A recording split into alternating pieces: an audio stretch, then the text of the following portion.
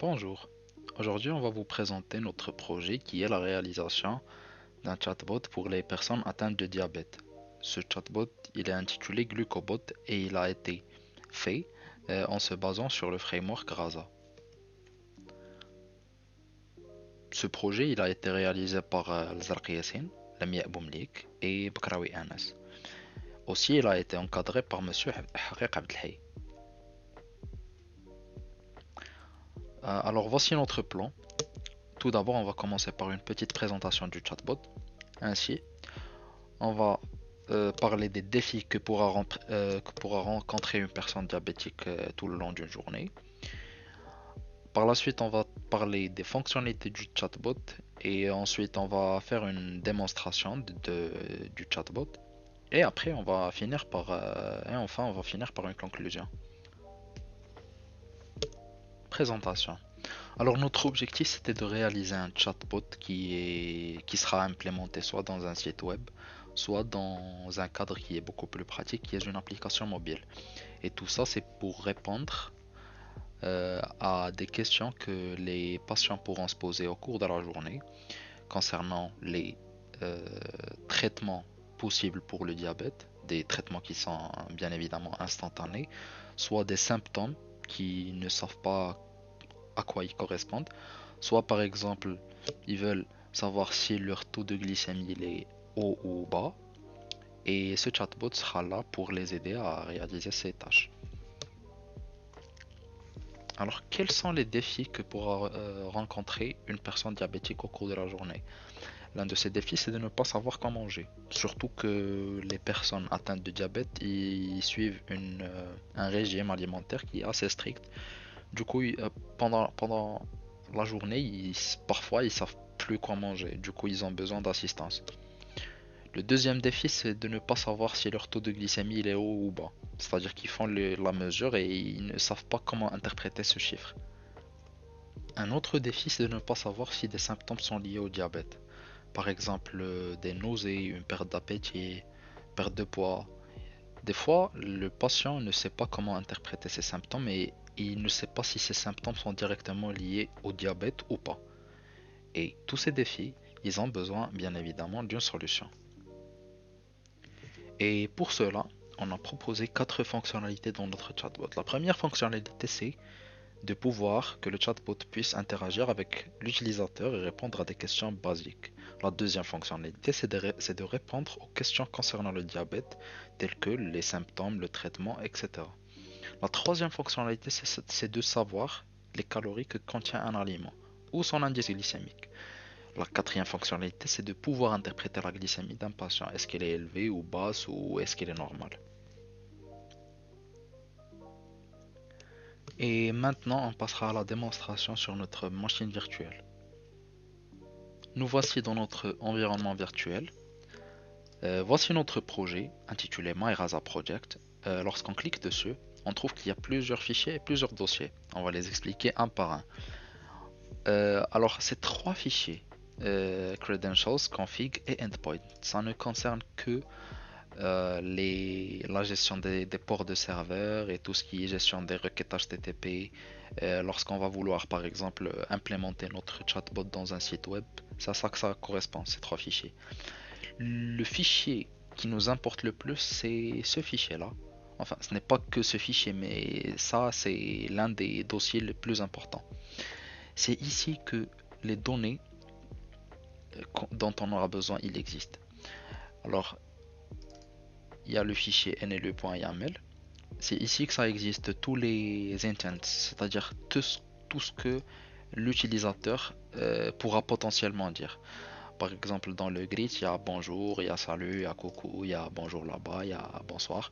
Et ici, par exemple, dans Inform Diabetes Definition, on essaie d'écrire une question de plusieurs manières afin que le chatbot puisse s'entraîner sur ces données et il puisse comprendre d'autres phrases qui ressemblent à ces phrases. Par exemple, qu'est-ce que le diabète? Peux-tu m'expliquer le diabète? Parle-moi du diabète. Et on a fait cette opération pour plusieurs intents. Par exemple, quel régime alimentaire pourrez-vous me recommander? Pouvez-vous me donner des conseils sur l'alimentation pour le diabète? et on a fait pas mal d'intents pour que notre chatbot soit assez diversifié. Alors ça, c'est en ce qui concerne le premier fichier. Pour le deuxième fichier qui est rules ou règles, on n'a pas ajouté grand chose, on l'a laissé tel qu'il était parce que on n'avait pas besoin trop de ça.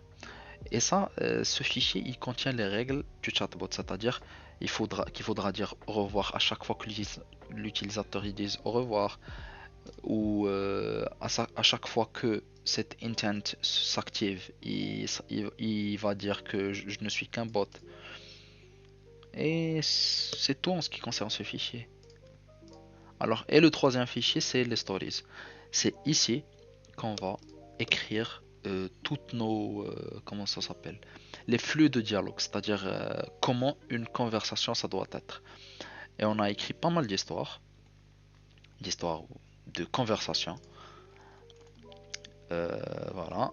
Par exemple, on va décortiquer une seule, c'est-à-dire quand l'utilisateur il dit bonjour, on va répondre par bonjour, comment allez-vous par exemple. Et si il nous dit qu'il est heureux, on va dire bah parfait, continuez comme ça. Et on a fait la même opération pour plusieurs conversations. Alors le prochain fichier c'est domain.yaml. Alors c'est ce fichier qui va contenir les réponses à tous les intents qu'on a déclarés avant. Et on les redéclare ici, tout en haut. Et on va définir nos réponses juste en dessous. Ça c'est les réponses. Et on va mentionner dans ce même fichier, on va mentionner aussi les actions qu'on va expliquer juste après. Et c'est tout en ce qui concerne ce fichier. Et maintenant on va passer à un autre dossier qui est Actions. C'est ici qu'on trouve toute la logique qui est derrière notre chatbot. Alors on va ouvrir ce fichier Python. Alors notre chatbot il contient principalement quatre fonctionnalités. La première fonctionnalité, c'est d'informer l'utilisateur sur des informations concernant le diabète. Mais ce qui est un peu spécial dans cette fonctionnalité, c'est que au lieu de prendre l'entrée de l'utilisateur et de directement répondre, elle va encoder l'entrée de l'utilisateur afin de mieux comprendre ce que l'utilisateur il veut dire.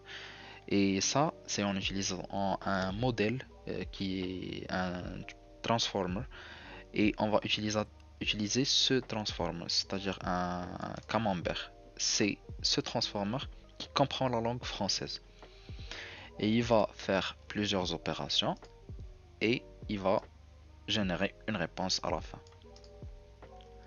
Alors la deuxième fonctionnalité, c'est de pouvoir interpréter le niveau de glycémie chez un patient. C'est-à-dire que si le taux de glycémie il dépasse 126, on va dire qu'il est hyperglycémique. Si il est inférieur à 70, on va dire qu'il est hypoglycémique et ainsi de suite. Ça c'est en ce qui concerne la deuxième fonctionnalité. La troisième fonctionnalité, c'est de pouvoir donner à l'utilisateur des informations caloriques, la valeur calorique de certains aliments. Pour cela, on s'est basé sur une base de données que on l'a faite nous-mêmes parce qu'il n'y a pas de base de données en français. Et euh, en se basant sur cette base de données, il va répondre à l'utilisateur sur les informations caloriques d'un aliment. La quatrième fonctionnalité, c'est de donner l'indice glycémique d'un aliment. Alors l'indice glycémique, c'est très important pour les gens atteints de diabète parce que c'est cet indice qui va pouvoir dire que cet aliment il est à manger ou cet aliment il est à éviter, est-ce qu'il est dangereux, est-ce qu'il ne l'est pas. Et pour cette fonctionnalité aussi, on s'est basé sur une base de données. Alors pour les bases de données, j'ai utilisé deux. Les voilà. La première, elle contient les indices glycémiques de chaque aliment. Et la deuxième, elle contient des informations, les valeurs caloriques de chaque aliment. Voilà. Alors, ces bases de données, je les ai trouvées en anglais et ils ont été convertis en français. Je les ai convertis juste avec une bibliothèque, mais c'était de la traduction qui était mot par mot, ce qui n'était pas très bien. Ce que je conseille les gens de faire, c'est d'utiliser un Google Traduction API, mais l'inconvénient c'est que c'est payant. Mais c'est très très pratique. Alors c'est tout en ce qui concerne les actions et les ressources aussi. Et maintenant on va commencer à tester notre chatbot. Alors on aura besoin d'ouvrir deux terminaux dans le dossier où notre projet il existe. Dans le premier terminal, on doit faire cette commande Rasa Run Actions pour les actions, pour qu'ils puissent être accessibles via notre deuxième terminal. Et le deuxième terminal, on va faire cette commande qui est Rasa Shell, qui est simplement une interface pour se connecter à notre chatbot. Et on pourra commencer à écrire par exemple bonjour.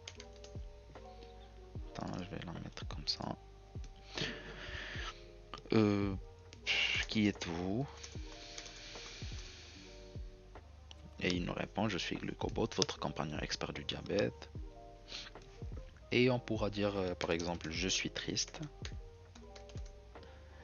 Il va me raconter une blague. Euh, je suis heureux. Et il va me dire que c'est parfait. Alors ça, c'est notre première conversation. Et maintenant, on pourra partir vers les choses qui sont un peu plus sérieuses. Par exemple, parlez-moi du diabète.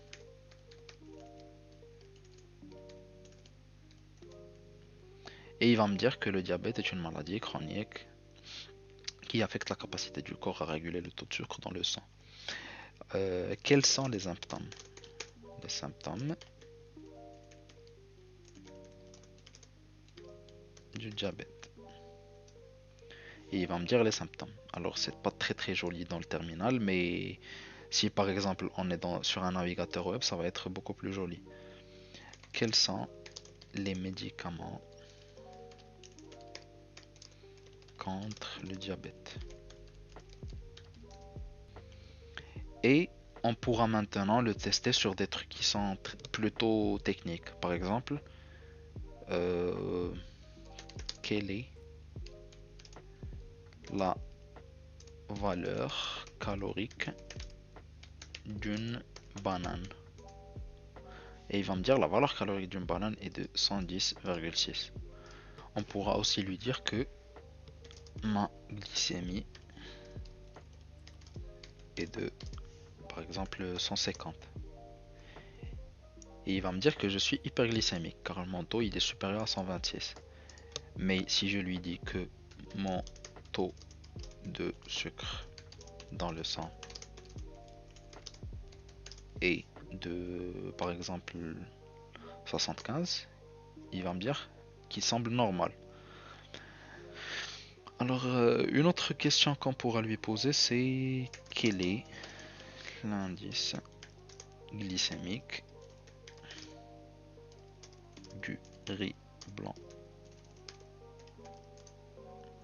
Il va me dire que l'indice glycémique dans le riz blanc il est de 73 et c'est un aliment dangereux pour les diabétiques. Et si on lui dit quel est l'indice glycémique d'une pomme, il va dire que c'est 39, un aliment routinier, c'est-à-dire qu'on pourra le consommer chaque jour, mais avec modération quand même.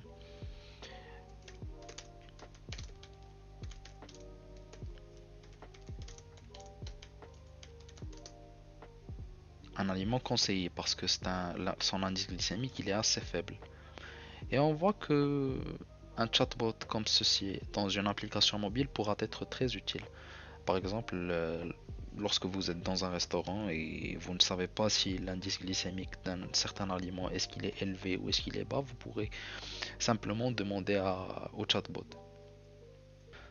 Et en ce qui concerne l'interface utilisateur, on a trouvé une sur GitHub et on l'a modifiée pour qu'à la fin ça donne ça. Voilà, on pourra cliquer ici. Mais le problème, c'est que pour la connecter avec notre chatbot, on a besoin de construire une API, une REST API avec JavaScript et ça demande beaucoup de temps. Et en plus de ça, c'est pas notre domaine d'expertise, disons, donc on a laissé pour une autre fois. Voilà. Et pour conclure, ce projet, il est loin d'être terminé et finalisé.